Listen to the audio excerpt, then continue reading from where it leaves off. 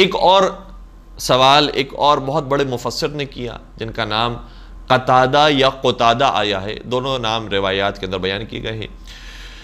اس نے اگر امام جعفر صادق علیہ السلام سے یہ سوال کیا کہ فرزند رسول بیان کیجئے کہ قرآن کریم کی یہ جو آیت ہے فی بیوت اذن اللہ ان ترفع ویذکر فیہا اسمہ، کہ کچھ گھر ایسے ہیں کہ جنہیں پروردگار نے یہ اجازت دی ہے کہ ان کا ذکر بلند ہو اور اس میں صبح و شام ذکر پروردگار ہوتا ہے اور تسبیح پروردگار ہوتی ہے۔ سوال کیا کہ یہ بتائیے کہ وہ گھر کون سے ہیں؟ امام نے شاہ فرمایا وہ گھر جس میں ذکر الہی ہوتا ہے اور جسے پروردگار عالم نے بلند کیا ہے وہ گھر حضرت فاطمہ زہرا کا گھر اور حضرت علی مرتضیٰ کا گھر ہے۔ اور اس روایت کے اندر تو جملہ نہیں ہے، لیکن یہ احترام تھا خانہ بطول کا، یہ احترام تھا در بطول کا، جس گھر کو جلایا گیا ہے اور جس در کو جلایا گیا۔ تو امام نے جب یہ بیان فرمایا تو اس کے ذہن میں کچھ اور سوال بھی پیدا ہوئے، اور وہ یہ روایت بھی یقیناً آپ کے اذان عالیہ کے اندر ہوگی کہ جب نبی اکرم سے بھی، اور اتفاق کی بات یہ ہے کہ خلیفہ اول نے یہ سوال کیا تھا کہ یہ جو آپ بیان فرماتے ہیں کہ کچھ گھر ایسے ہیں کہ جنہیں پروردگار نے اجازت دی ہے کہ ان کا مقام بلند اور بالا ہو، ان گھر کے اندر کون سے گھر شامل ہیں؟ تو پہلے نبی اکرم نے شاہ فرمایا تھا کہ اس میں انبیاء اور مرسلین کے گھر شامل ہیں۔ لیکن جب خلیفہ نے سوال کیا کہ کیا علی و زہرا کا گھر بھی ان گھروں کے اندر شامل ہے، تو فرمایا تھا نعم من افاضلہا، ہاں نہ صرف یہ کہ شامل ہیں بلکہ ان گھروں میں جو افضل ترین گھر ہیں ان میں علی و زہرا کا گھر ہے۔ تو نبی اکرم نے بھی یہی جواب دیا تھا کہ جو فرزند رسول صادق امام جعفر صادق علیہ السلام نے جواب دیا، لیکن اس کے بعد ایک اور جملے کا اضافہ کیا، فرمایا کہ نہ صرف علی و زہرا کا گھر وہ گھر ہے بلکہ جس گھر کے اندر میں موجود ہوں وہ گھر بھی اس آیت کے اندر شامل ہے۔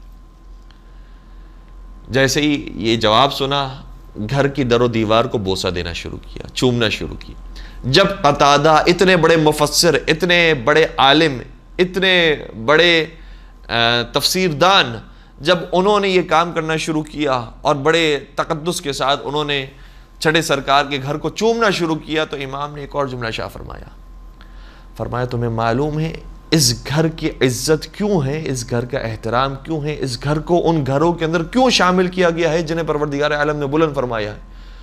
کہا کہ نہیں فرزند رسول، کہا اس لیے کیونکہ اس میں حجت خدا موجود ہے، اور اگر اس میں حجت خدا موجود نہ ہوتی تو اس گھر میں اور دوسرے گھروں میں کوئی فرق نہ ہوتا۔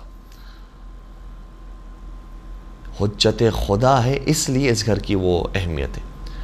جب یہ جواب سنا تو مطمئن نہیں ہوا، امام نے اس کی دلیل بھی قرآن کریم سے دی۔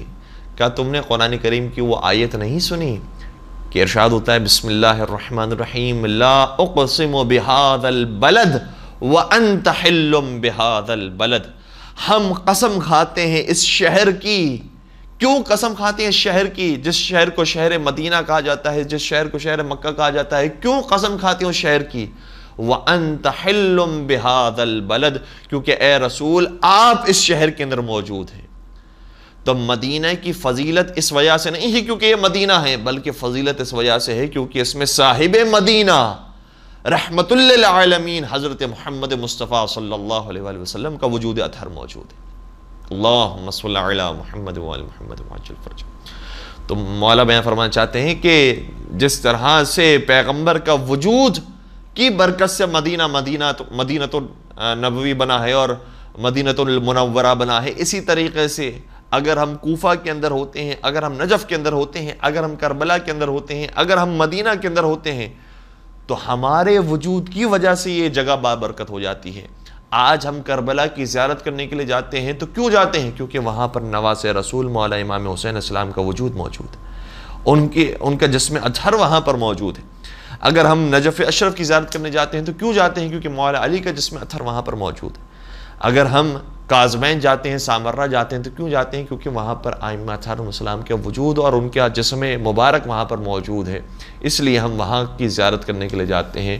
تو در و دیوار کو شرف مل جاتا ہے، ذریعہ مقدس کو شرف مل جاتا ہے، حرم کو شرف مل جاتا ہے، تو کس کی وجہ سے ملتا ہے؟ خود ان کے تشریف آوری کی وجہ سے ملتا ہے۔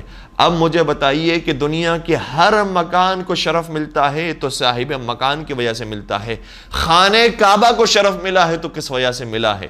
مولا غازی عباس نے اس خطبے کو جو خانہ کعبہ کی چھت پر ارشاد فرمایا، اس میں بیان فرمایا الحمدللہ الذی شرف ھذا بقدوم ابیہ، حمد ہے اس پروردگار کی کہ جس نے اس خانہ کعبہ کو شرف بخشا ہے تو ہمارے بابا علی مرتضیٰ کے قدموں کے صدقے میں بخشا ہے۔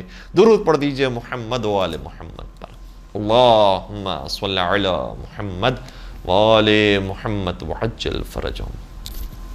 تو چھوٹے سرکار نے مختلف فرقوں کے لوگوں کو اس طرح سے سمجھایا اور امامت سے بھی قریب کیا کہ سمجھو امام کسے کہا جاتا ہے اور وجود امام کی کتنی برکات ہوتی ہیں۔ اور پھر جا بجا قرآن کریم کے اندر آیات موجود ہے۔ حضرت یوسف علیہ السلام خود بابرکت تھے، خود حجت خدا تھے، لیکن حجت خدا ہونے کی وجہ سے صرف ان کو فائدہ نہیں ہوا بلکہ پورے مصر کو اس کا فائدہ ہوا ہے۔ تو اگر حجت خدا کسی جگہ آ جائیں تو پورا شہر ان سے فائدہ اٹھاتا ہے۔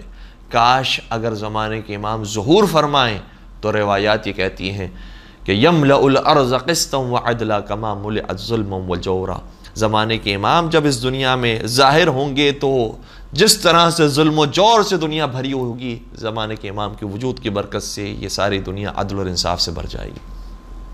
تو یہ برکات ہیں امام کے وجود کے۔ لیکن چھٹے امام، امام جعفر صادق علیہ السلام کا وجود جو اتنا پر برکت تھا، اتنا پر نور تھا، ان کے وجود کو منصور دوانقی نے برداشت نہیں کیا۔ اور منصور دوانقی نے جہاں بہت سارے ستم کیے ہیں وہاں ان میں سے ایک ستم یہ تھا کہ امام کے مقام کو کم کرنے کی کوشش کی۔